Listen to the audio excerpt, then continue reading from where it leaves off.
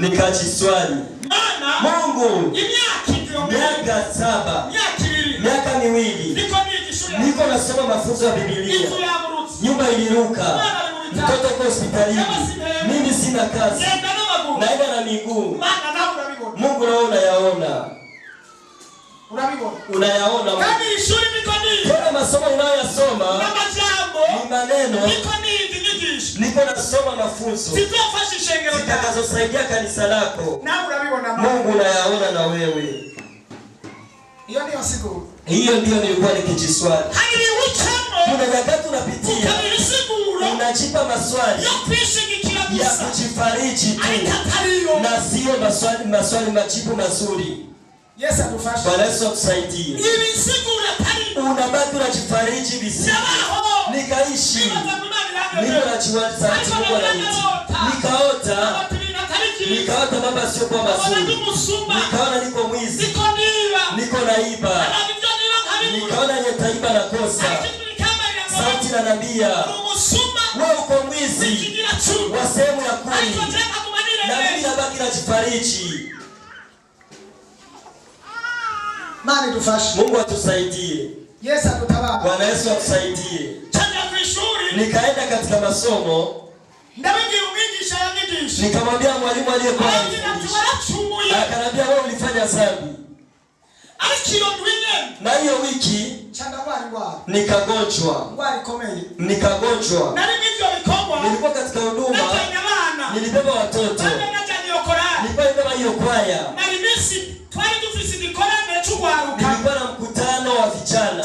Nilikuwa na wiki nzima. Tulipofika Ijumaa, nikasikia damu zinatoka mapuani. Nikaanza kusikia natoka damu. Nikatoka damu. Damu zikatoka nyingi mno. Wakanambia lala. Nikalala. Nikasikia damu zinaingia mtumbo. Kisi nilikuwa nikipiga chafya na damu zinatoka. Wakaleta wagonjwa, nikaenda kutibiwa. Wakanitibu vikakataa. Wakanitoa katika maombi. Wakanibeba na gari katika hospitali kuu. Na penyewe wakapapenya. Damu zikakataa. Wakanitoa. Wakanileta hapa kwa hospitali kuu ya Rwakale. Na penyewe wakajaribu. Ikakataa.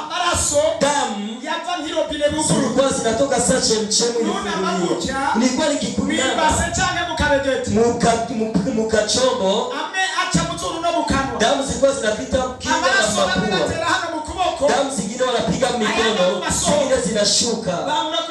Wakanitoa katika hospitali ya Rwakale. Wakanibeba kupreseresha. Wakaleta na wazungu ambao walisoma. Wakajaribu vikakataa.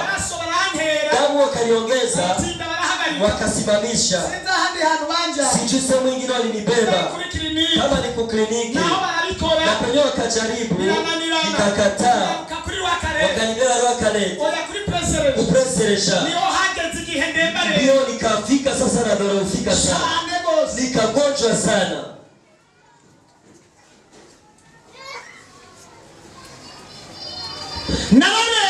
Nilipata ugonjwa. Damu zikakauka. Mtumishi wa Mungu akaja. Akanambia hivi, ninaona wewe unakufa. Na mganga aliyekuwa anatutibu akasema huyu mtu atakata kitu. Tunasimamisha damu. Na kumwongeza damu zinaharibikia bure. Hamna sababu ya kuwa tukimpa damu zinatoka tena. Tunasimamisha. Kusimamisha ni kusababisha anakufa. Nikaomba msamaha. Kwenye tulikuwa nao nikaomba msamaha. Nikaita mtumishi wa Mungu nikamwomba msamaha.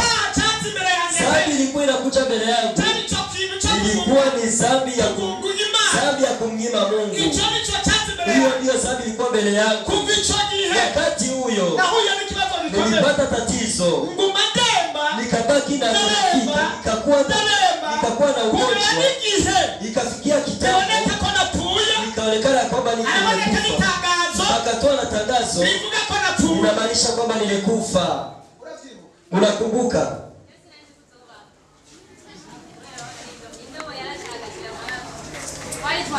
Sinashobora kubaho nanje. Siningeishi na mimi. Siniyumvira ko nzoba. Nilikuwa najiwazia kwamba sitaishi. Ndino mu bitaro hata hospitalini nilikuwa wakufa tu. Tena nilikuwa kiwango pumzi zikatoweka, akili ufahamu ukatoweka. Nikaanza kuoneshwa hali ambapo watu wanaenda, maisha yangu yote yakasimamia. Kuna nyakati nilikuwa siko ulimwenguni, katika maonyo, nilishatoka kimwili, niko naona nyakati zingine kwa nilifikuta kwa kilio kiwango nilikuwemo. Hapo tunataka nikwambie, akisha tuombe. Kujibadilisha ni kitu kibaya sana. Leo tumikia Mungu tuweza na Mungu anasema hivi. Inatuhuzunisha sana. Hata kisi mtonavyo. Kuna wizi, kuna washarati, kuna wachawi, kuna wadanganyi, kuna wanaenda kupiga ramli, kuna wanaenda kutafuta. Wako hapa. Wako.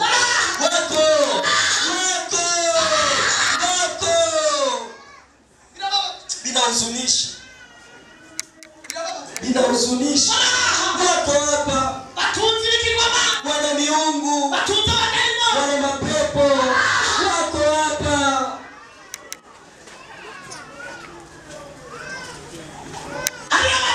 Kuna na wenye wako hapa wanaenda kutenda wengine maovu. Wako hapa. Wachawi, wapiga ramli. Wako hapa.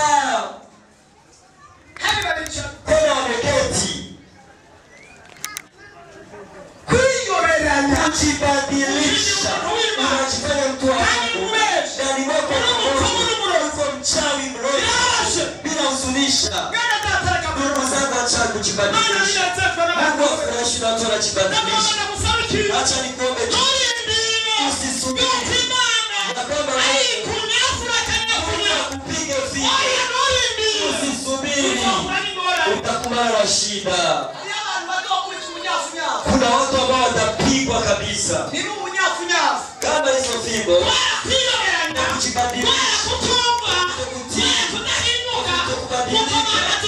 Baki unasimama tu.